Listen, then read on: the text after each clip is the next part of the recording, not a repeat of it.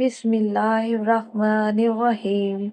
شروع کرتی ہوں میں اللہ کے نام سے جو بڑا مہربان نہایت رحم والا ہے۔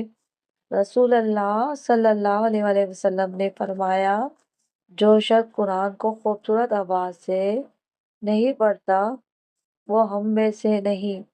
نبی کریم صلی اللہ علیہ وآلہ وسلم نے فرمایا، اللہ کسی نبی کی طرح کسی چیز کو نہیں سنتا، خوشحالی سے پڑھنے والے بندے کو سنتا ہے۔ رسول اللہ صلی اللہ علیہ وآلہ وسلم نے فرمایا، قرآن پڑھو کیونکہ یہ قیامت کے دن اپنے پڑھنے والوں کی شفاعت کرے گا۔ نبی صلی اللہ علیہ وآلہ وسلم نے فرمایا، قرآن کے ماہر قاری فرشتوں کے ساتھ ہوگا، اور جو قرآن اٹک اٹک کر پڑھتا ہے اسے دوہرا اجر ملے گا۔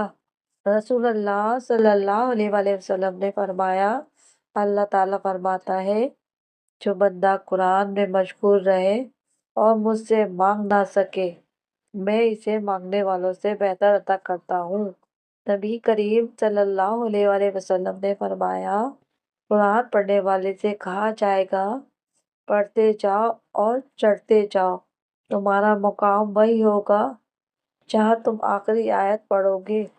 رسول اللہ صلی اللہ علیہ وآلہ وسلم نے فرمایا، جس دل میں قرآن کا کچھ حصہ نہ ہو وہ ویران گھر کی مانند ہے۔ نبی صلی اللہ علیہ وآلہ وسلم نے فرمایا، قرآن پڑھنے والے کے لیے والدین کو قیامت کے دن ایسا تاج پہنایا جائے گا جس کی روشنی سورج سے زیادہ ہوگی۔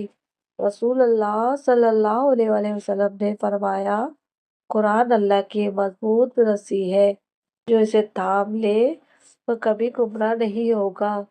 نبی کریم صلی اللہ علیہ وآلہ وسلم نے فرمایا، تم اپنے گھروں کو قبرستان نہ بناؤ، گھروں میں قرآن کی تلاوت کیا کرو۔